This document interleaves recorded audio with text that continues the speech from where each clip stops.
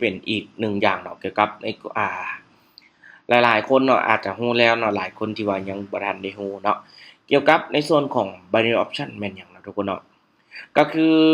หลายคนอาจจะได้ยินว่าการเทรดเนาะทุกคนเนาะการเทรดมันก็สิมีหลายอย่างเนาะสิเป็น binary option เนาะระยะสั้นเนาะอาจจะเป็นอ่า5วิ10 5วิ10วิ30วิ1นาทีอ่า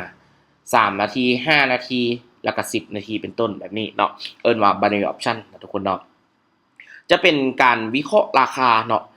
จะเป็นการวิเคราะห์ราคาตัวอย่างว่าโอเคเนาะณปัจจุบันนี้เนาะราคา Bitcoin เนาะตัวอย่างว่าอยู่100,000เนาะ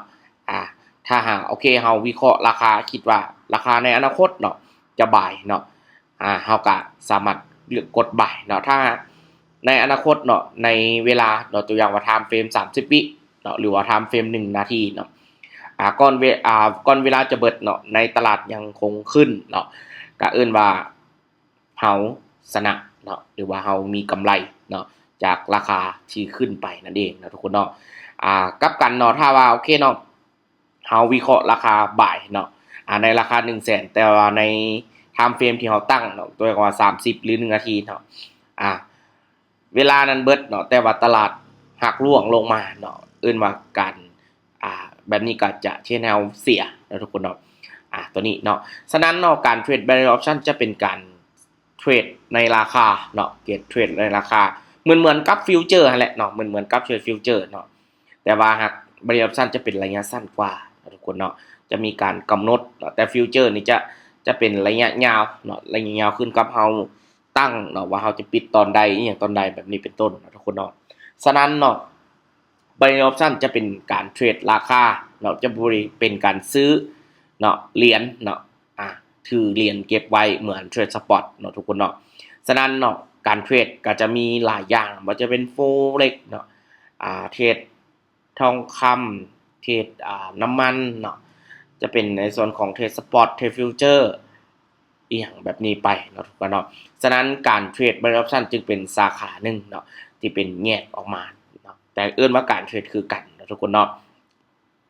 ฉะนั้นเนาะการเทรด binary option เนาะแน่นอนเนาะมันเป็นการเทรดที่ค่อนข้างความเสี่ยงสูงเนาะที่จริงการเทรดอีหยังก็ความเสี่ยงสูงเบิดนั่นแหละเนาะถ้าบ่มีความรู้เนาะ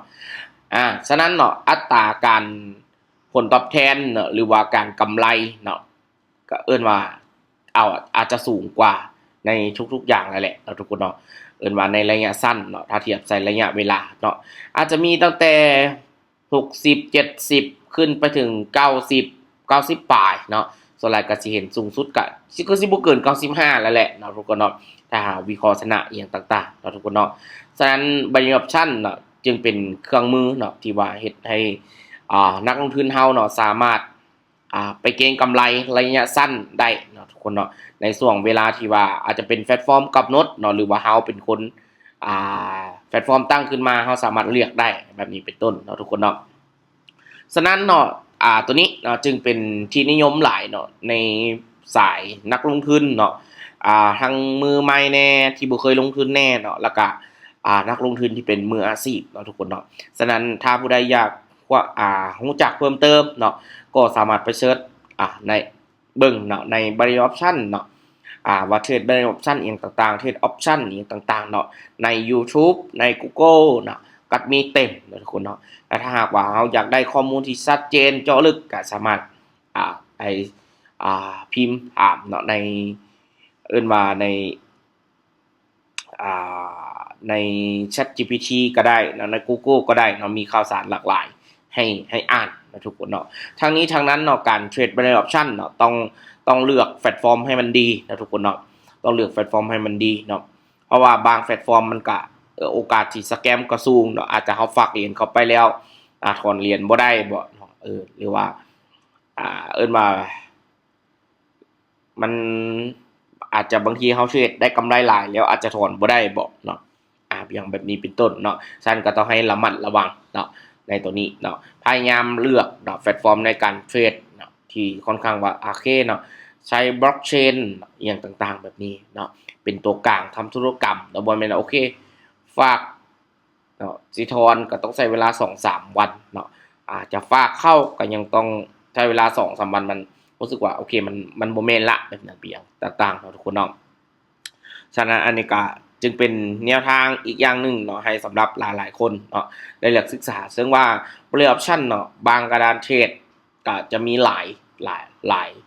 ายเหรียญเนาะหลายคู่ให้เทรดเนาะว่าเขาจะเลือกเทรดแบบไหนอย่างต่างๆเนาะทุกคนเนาะอันนี้จึงเป็นเหตุผลที่ว่าโอเคเนาะPlay Option แม่นหยังเนาะหลายๆคนอาจจะยังบ่ได้ฮู้เนาะบางคนเอาว่าค่อยเทรดเนาะอันนี้ก็หลายคนก็ยังบ่ทันได้เข้าใจเนาะทุกคนเนาะถ้าทุกคนอยากเจาะลึกก็สามารถเข้ามาเรียนรู้เนาะใน IBC Community ได้นะทุกคนเนาะใน Play Option แม่นหยังเนาะทุกคนเนาะถ้าอยากเจาะลึกเนาะหลายๆอย่างเนาะคือนำกระเทศหลายแพลตฟอร์มอยู่เนาะทุกคนเนาะเกี่ยวกับ Option แหน่ซัปพอร์ตแหน่ฟีเจอร์แหน่อิหยังต่างๆเนาะทุกคนเนาะสำหรับคลิปนี้เนาะทุกการลงทุนมีความเสี่ยงเนาะบ่มีอิหยังที่ได้มาง่ายๆเนาะแล้วก็บ่มีเทรดแล้วจะร่ำรวยบัดเดียวเนาะทุกคนต้องผ่านการล้มเหลวมาก่อนอยู่แล้วเนาะทุกคนเนาะแล้วก็บ่มีอิหยังเนาะทุกคนเนาะที่การันตีความสำเร็จของเจ้าได้นอกจากตัวเจ้าเองเนาะทุกคนเนาะทุกสิ่งทุกอย่างเนาะการเทรดก็คือการลงทุนมันมีความเสี่ยงเบิดเนาะถ้าเฮาเนาะบ่ตระหนักถึงความเสี่ยงเงินที่เฮามีอาจจะเบิดไปได้ทุกมื้อทุกคนเนาะฉะนั้นเนาะคลิปนี้ฝากติดตามช่อง DK นำ1เนาะใน YouTube เนาะแล้วก็ใน TikTok เนาะใกล้สิฮอด 10,000 คนละเนาะในการติดตามเนาะเดี๋ยวฮอด 10,000 คนเนาะเดี๋ยวนำสิแจกบทเรียนให้เนาะกับ FC ที่ติดตามใน YouTube เนาะทุกคนเนาะเพื่อบ่พลาดเนื้อหาข่าวสารเนาะคริปโตสิ่งใหม่ๆเนาะสำหรับคลิปนี้ว่ากับคราวนี้เนาะเกี่ยวกับ Play Option เนาะทุกคนเนาะเดี๋ยว EP ต่อไปเนาะเดี๋ยวนำสิเอาอิหยังเนาะเอาบทเรียนแบบใดเนาะบางบทเรียนเนาะมันจะเห็นเฉพาะคนที่ติดตามเนาะหรือคนที่ Subscribe เนาะคนที่บ่ Subscribe ก็จะบ่เห็นเนาะทุกคนเนาะสำหรับคลิปนี้ว่าคราวนี้เนาะแล้วพบกันใน EP ต่อไปเด้อ